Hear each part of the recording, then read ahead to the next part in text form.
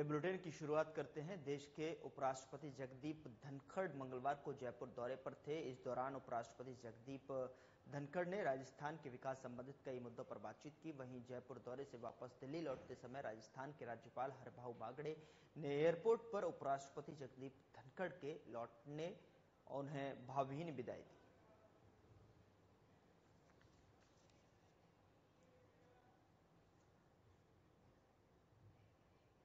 उधर राजस्थान सरकार में कैबिनेट मंत्री कर्नल राज्यवर्धन राठौड़ ने मंगलवार को नई दिल्ली में केंद्रीय पेट्रोलियम और प्राकृतिक गैस मंत्री हरदीप पुरी से शिष्टाचार भेंट की और इस दौरान कैबिनेट मंत्री कर्नल राज्यवर्धन राठौड़ ने प्रधानमंत्री नरेंद्र मोदी के कुशल नेतृत्व में विकसित भारत में राइजिंग राजस्थान की महत्वपूर्ण भूमिका, प्रगति और विकास के मुद्दों पर चर्चा की।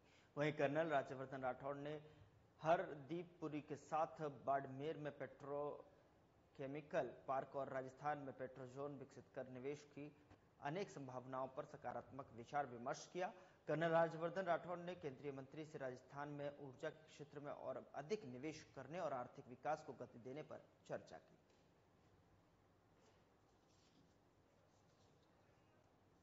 राजस्थान के अंदर भारतीय जनता पार्टी की सरकार और डबल इंजन की ताकत जो आज है हमारे पास, हमने एक बहुत बड़ा संकल्प लिया है। राजस्थान के जो नौजवान हैं उनके रोजगार की व्यवस्था, उनका भविष्य उज्जवल हो, वो खुद अपना व्यापार लगाएं या कहीं काम करें, सर्विस करें, मैन्युफैक्चरिंग करें, उसके लिए एक व्यवस्था खड़ी करनी बहुत जरूरी है। और ये जो संकल्प हमने लिया है, पहले ही साल हमने एक इन्वेस्टमेंट समिट रखा है जिसके अंदर प्रदेश की जो खूबियां हैं उसका प्रचार हो रहा है। और यकीन मानिए जहां जहां हम जा रहे हैं, जिन भी देशों में हम जा रहे हैं, सबसे पहले तो भारत का वहां डंका बज रहा है, भारत का स्वागत हो रहा है। उधर बीजेपी प्रदेश कार्यालय में वरिष्ठ नेता और पूर्व नेता प्रतिपक्ष राजेंद्र राठौड़ ने प्रेस वार्ता की और इस दौरान राजेंद्र राठौड़ ने संबोधित करते हुए कहा कि राजस्थान की बजरलाल शर्मा सरकार जो है युवाओं के भविष्य को लेकर संवेदनशील और गंभीर है। बीजेपी ने युवाओं से जो वादे किए थे उन वादों को पूरा करने की दिशा में मुख्यमंत्री भजनलाल शर्मा ने बड़ा कदम उठाया है। साथ ही आपको बता दें कि मुख्यमंत्री भजनलाल शर्मा ने राज्य के इतिहास में पहली बार प्रतियोगी परीक्षाओं के लिए भर्ती कैलेंडर जारी करने का ऐतिहासिक कार्य किया है। भर्ती कैलेंडर में 70 प्रतियोगी परीक्षाओं के दिनांक और उनका परिणाम जारी करने की तक की दिनांक जारी कर दी गई है। वहीं बीजेपी प्रवक्ता लक्ष्मीकांत भारद्वाज ने कहा कि सीएन शर्मा ने भर्ती परीक्षाओं में पारदर्शिता लाते हुए भर्ती कैलेंडर जारी करने का ऐतिहासिक कार्य किया है। एक और प्रदेश की पूर्ववर्ती कांग्रेस सरकार थी जब युवाओं में भर्ती परीक्षाओं को लेकर अविश्वास का माहौल बन गया था। वहीं दूसरी ओर पिछले 10 माह से मुख्यमंत्री भजनलाल शर्मा की सरकार है जिसने सत्ता में आते ही युवाओं के भरोसे को जीता है। इससे प्रदेश के युवाओं में उत्साह का माहौल देखने को मिल रहा है।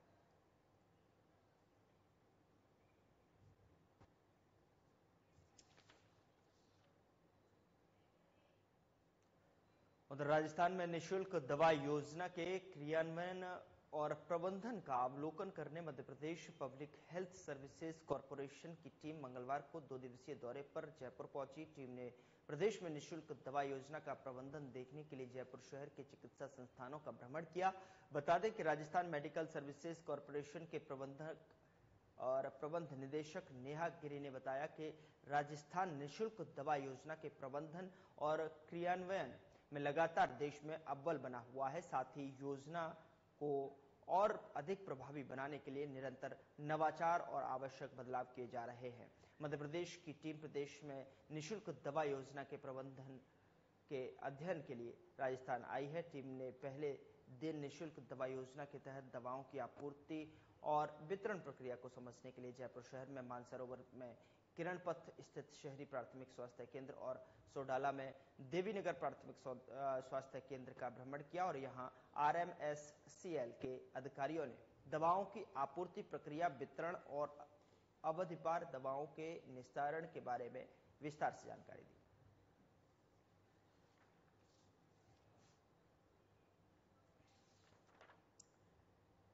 टीम ने पहले दिन निःशुल्क दवा योजना के तहत दवाओं की आपूर्ति और वितरण प्रक्रिया को समझने के लिए जयपुर शहर में मानसरोवर में किरणपथ स्थित शहरी प्राथमिक स्वास्थ्य केंद्र और सोडाला में देवीनगर प्राथमिक स्वास्थ्य केंद्र का भ्रमण किया। साथ ही यहां पर अगर बात करें तो RMSCL के अधिकारियों ने दवाओं की आपूर्ति प्रक्रिया और वितरण और अवधि पार दवाओं के निस्तारण के बारे में विस्तार से जानकारी दी।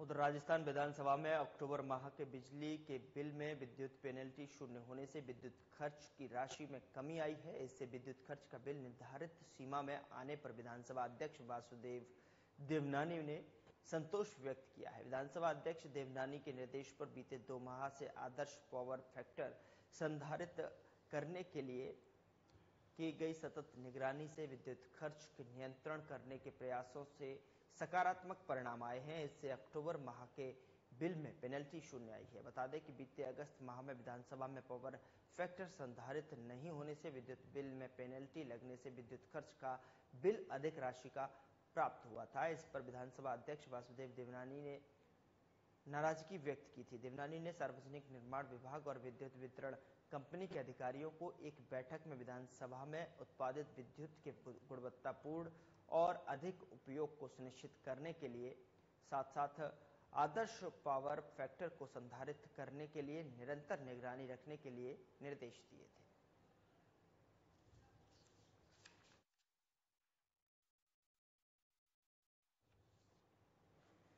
देवनानी ने सार्वजनिक निर्माण विभाग और विद्युत वितरण कंपनी के अधिकारियों को एक बैठक में विधानसभा में उत्पादित विद्युत के गुणवत्तापूर्ण और अधिकतम उपयोग को सुनिश्चित करने के साथ आदर्श पावर फैक्टर को संधारित करने के लिए निरंतर निगरानी रखने के निर्देश दिए थे।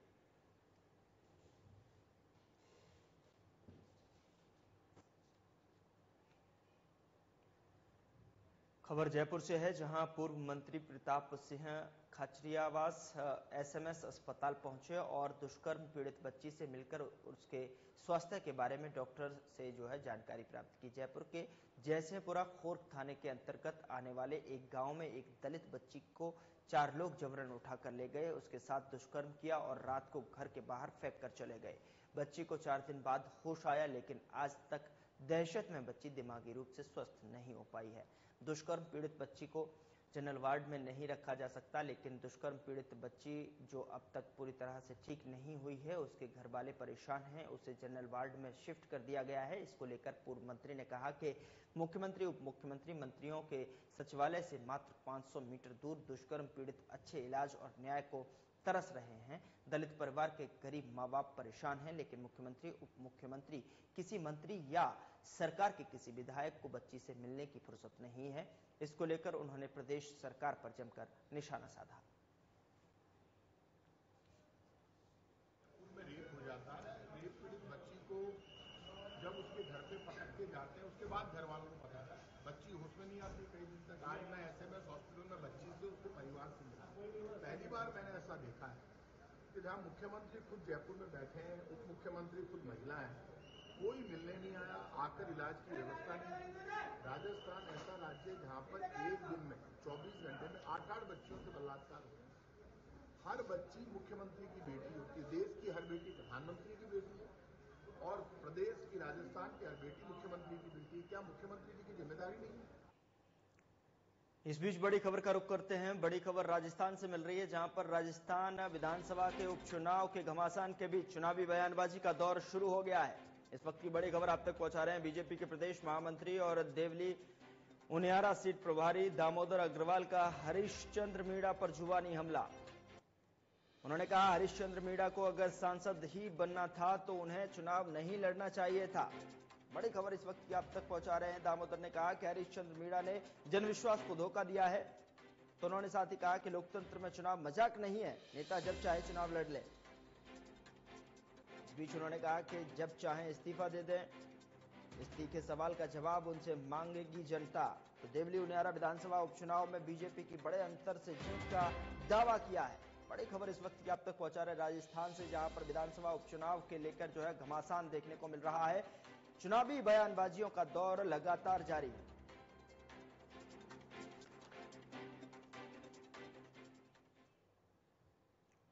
चलिए खबरों का रुख करते हैं। नगरीय विकास विभाग के प्रमुख शासन सचिव वैभव गालरिया ने जयपुर विकास आयुक्त आनंदी, नगर निगम ग्रेटर आयुक्त रुक्मणी रियार और नगर निगम हेरिटेज आयुक्त अरुण हासिजा की उपस्थिति में द्रव्यवती नदी परियोजना की समीक्षा बैठक की। बैठक में बताया कि सुशीलपुरा में निर्माणाधीन 20 MLD STP के संबंध में जेडीए ट्रिब्यूनल में लंबित वाद के खिलाफ जेडीसी के निर्देशानुसार माननीय राजस्थान उच्च न्यायालय में अपील की जा चुकी है, जिसको 10 नवंबर 2024 को सुनवाई होनी है, जिसकी प्रभावी पैरवी करने के लिए बैठक में निर्देश दिए गए हैं।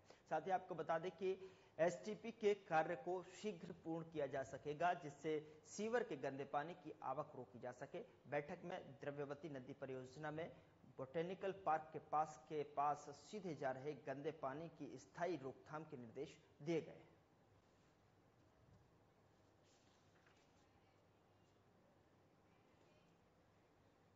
उधर जयपुर विकास प्राधिकरण की ओर से जोन 12 में ग्राम सरना डूंगर में जेडीए स्वामित्व की करीब 2 बीघा सरकारी भूमि और ग्राम बोयतावाला में जेडीए स्वामित्व की करीब 2 बीघा सरकारी भूमि को कब्जा अतिक्रमण मुक्त करवाया गया। साथ ही ग्राम आखेड़ा चौड़ रामपुरा डाबरी में गैर मुमकिन आम रास्ते की सरकारी भूमि को कब्जा अतिक्रमण मुक्त करवाया गया।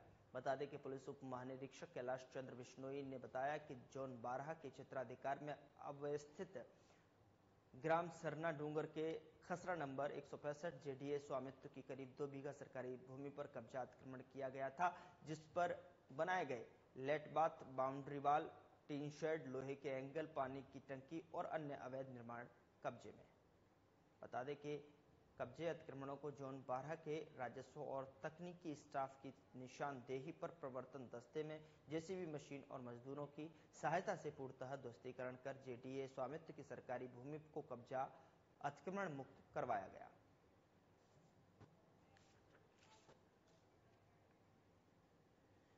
तो तस्वीरें आपके सामने हैं, जहां पर let bath, boundary wall, tin shed, लोहे के एंगल और पानी की टंकी और अन्य अवैध निर्माण कब्जे अतिक्रमणों को जोन 12 के राजस्व और तकनीकी स्टाफ की निशानदेही पर प्रवर्तन दस्ते ने जेसीबी मशीन और मजदूरों की सहायता से पूर्णतः ध्वस्तीकरण कर जेडीए स्वामित्व की सरकारी भूमि को कब्जा अतिक्रमण मुक्त करवाया।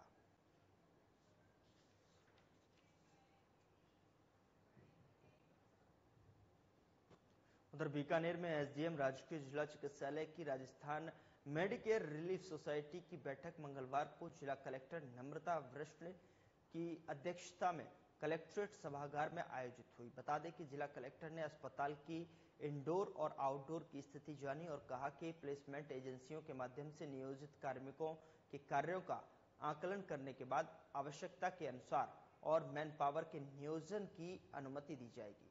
उन्होंने अस्पताल में गायनी, शिशु रोग, सर्जरी और मेडिसिन यूनिट की स्थापना के लिए राज्य सरकार के निर्देश की अनुपालना में सरदार पटेल मेडिकल कॉलेज को पत्र लिखने के निर्देश दिए। इसी के साथ अस्पताल में बीते दिनों हुए सिविल कार्यों के बारे में जाना और नए निर्माण कार्यों में से जो है पूर्व उपलब्ध स्थान के श्रेष्ठतम उपयोग के मद्देनजर बेहतर योजना के अनुसार कार्य करने के लिए कहा।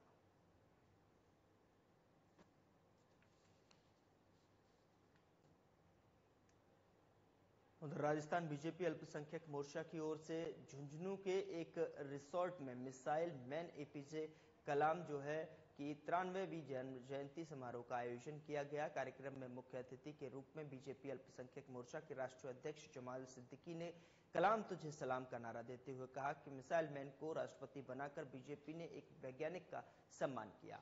वहीं दूसरी ओर कांग्रेस ने कलाम को दूसरी बार राष्ट्रपति बनने में रोड़े अटकाकर महापाप किया था। झुंझुनू जिला प्रभारी और कैबिनेट मंत्री अविनाश गहलोत ने युवाओं को कलाम से प्रेरणा लेने का आह्वान किया और कहा कि शहीदों को धरती पर कलाम जयंती का आयोजन आने वाली पीढ़ी के लिए मील का पत्थर साबित होगा। वहीं बीजेपी अल्पसंख्यक मोर्चा के प्रदेशाध्यक्ष हमीद खान मेवाती ने कलाम जयंती को सरकारी पर्व बनाए जाने की मांग की। साथ ही आपको बता दें कि कार्यक्रम में 21 प्रतिभाओं और 51 वीरांगनाओं का सम्मान भी किया गया।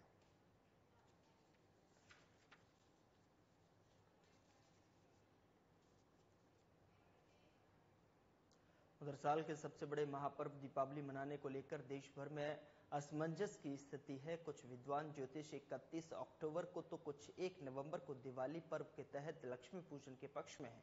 हालांकि मध्य प्रदेश, गुजरात, पंजाब, बिहार, उत्तर प्रदेश समेत ज्यादातर राज्यों में सरकारी अवकाश 31 अक्टूबर को ही है। बैंकों में भी इसी दिन छुट्टी रहेगी और इसके मद्देनजर दीपावली पर्व निर्धारण के लिए केंद्रीय संस्कृत विश्वविद्यालय जयपुर के नवीन सभागार में अखिल भारतीय विद्युत परिषद की ओर से दीपावली निर्णय विषय पर धर्मसभा हुई।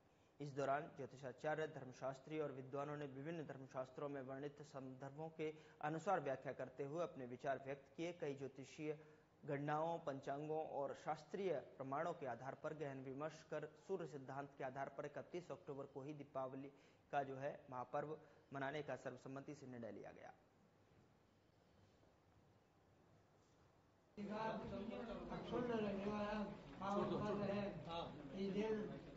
रात्रि के अंदर महालक्ष्मी की, महाकाली और महासरस्वती की पूजा की जाती है। जिस दिन प्रदोष व्यापिनी अमावस्या हो उस दिन दीपावली का मनाना सात संवत है। इस वर्ष 31 अक्टूबर को प्रदोष काल के पहले ही अमावस्या आ गई है। प्रदोष काल 6 घटिका होता है, 3 मुहूर्त, मुहूर्तम घटिका त्रयम प्रदोष। दीपावली का त्योहार प्रदोष व्यापिनी लक्ष्मी के दिन तो 31 तारीख को सारे प्रदोष काल में और वृष नगर में और शिव नगर में सब में अमावस्या की व्याप्ति है। दीपावली के त्योहार को मद्देनजर रखते हुए राज्य सरकार की ओर से चलाए जा रहे शुद्ध आहार मिलावट पर वार अभियान लगातार जारी है। इसी के अंतर्गत खाद्य सुरक्षा के आयुक्त के निर्देशानुसार जयपुर प्रथम ने मंगलवार को जौहरी बाजार स्थित नारायण घी वाले से घी का नमूना, श्याम सेल्स कॉरपोरेशन से भी घी का नमूना और घी वालों का रास्ता स्थित गोपी दूध भंडार से मावा मिठाई का नमूना जांच के लिए लिया। साथ ही साथ सभी खाद्य कारोबारी कार्यकर्ताओं और शुद्ध खाद्य सामग्री और साफ सफाई रखने की हिदायत भी दी है। कार्रवाई में खाद्य सुरक्षा अधिकारी रतन सिंह गोदारा, नरेश कुमार चेजारा और नरेंद्र शर्मा शामिल रहे।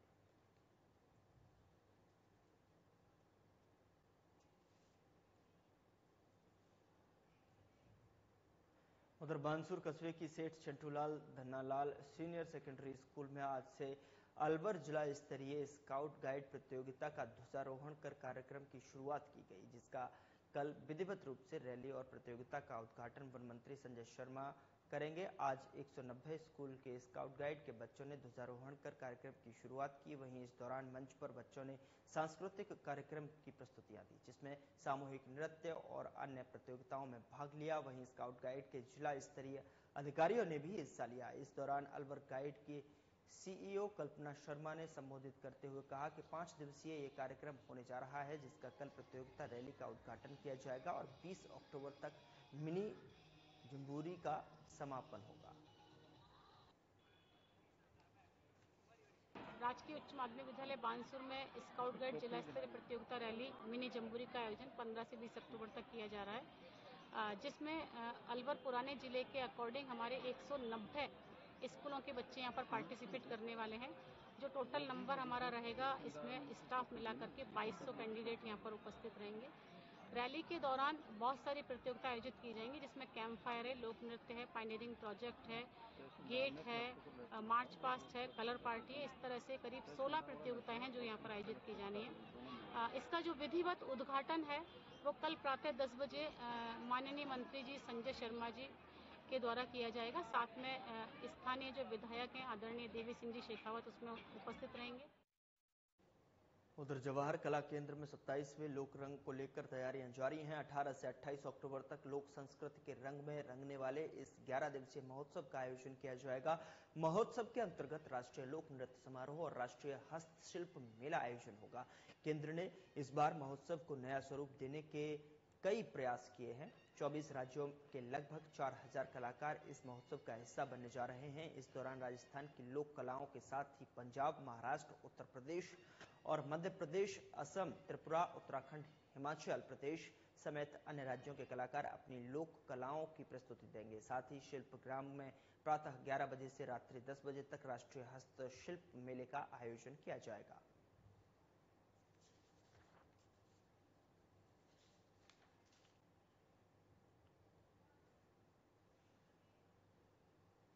उधर एजीटीएफ झुंझुनू और नवलगढ़ थाना पुलिस की टीम ने संयुक्त कार्रवाई करते हुए नवलगढ़ कस्बे में अवैध रूप से ऑनलाइन गेमिंग खिलाते हुए 4 आरोपियों को गिरफ्तार कर एक एप्पल आईपैड, 13 मोबाइल, एक फाइबर सेट और एक बैंक पासबुक, 5 मोबाइल चार्जर और 2 डाटा केबल जब्त किए हैं। एसपी शरद चौधरी ने बताया कि सोमवार को थाना अधिकारी सुगन सिंह को गश्त के दौरान एजीटीएफ टीम के कांस्टेबल सुरेंद्र कुमार ने सूचना दी थी। स्टेशन रोड पौदार पवेलियन के सामने रणसिंह जाट के मकान में ऑनलाइन अवैध रूप से जुआ चल रहा है। सूचना पर दोनों टीमें रणसिंह के मकान में पहुंची, जहां पहली मंजिल पर सीढ़ियों के पास बने कमरे में 4 व्यक्ति फर्श पर गद्दे डालकर बैठे हुए मिले। फिलहाल पुलिस सभी आरोपियों को गिरफ्तार कर आगे की कार्रवाई में जुट गई।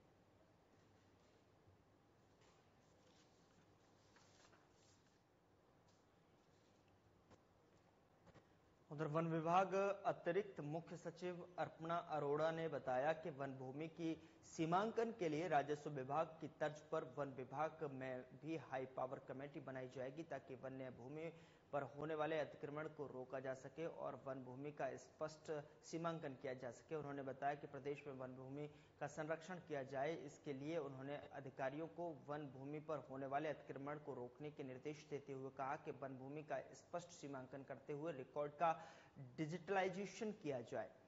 अरोड़ा ने बताया कि विभाग के वन्यजीव सफारी उद्यान और राष्ट्रीय पार्क इत्यादि के वीडियो, शॉर्ट मूवीज और फोटोग्राफ सोशल मीडिया की मदद से प्रचार प्रसार करने के लिए कहा है, ताकि देशी और विदेशी पर्यटक आकर्षित हो सके। उन्होंने बताया कि सोशल मीडिया पर विभाग की गतिविधियों का अधिक से अधिक प्रचार प्रसार करने से आमजन तक जानकारी पहुंच सके।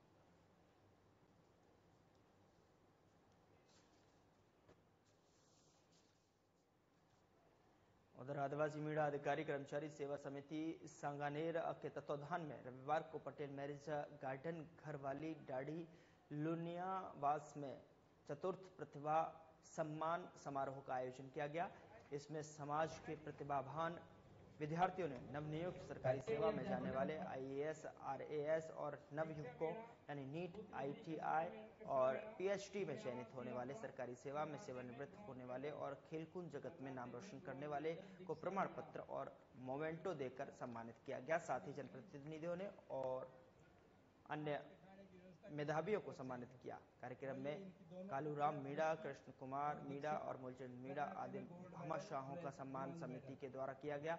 समिति के अध्यक्ष लक्ष्मी नारायण खोड़ा ने बताया कि अतिथियों ने सामाजिक कुरीतियों को दूर करने और बालिका शिक्षा और समाज की एकजुटता का आह्वान किया। साथ ही कहा कि समाज की महिलाएं हर क्षेत्र में हैं, आगे हैं और समारोह को राजस्थान आदिवासी मीणा सेवा संघ के जयपुर जिला अध्यक्ष doctor Kanhaiyalal Meena, senior RAS जय नारायण करोल सहित अन्य अतिथियों ने भी संबोधित किया।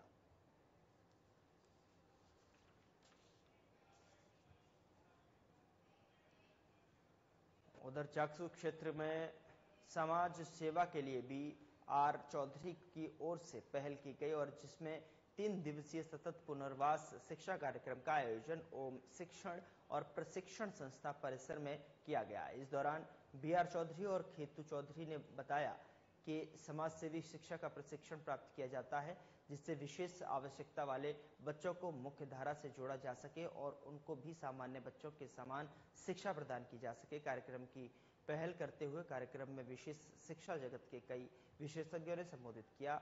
इस कार्यक्रम में डॉक्टर सत्यनारायण चौधरी, शालिनी सहित विशेषज्ञों ने समावेशी शिक्षा के बारे में विशेष रूप से चर्चा की और शिक्षा के प्रति जागरूक किया।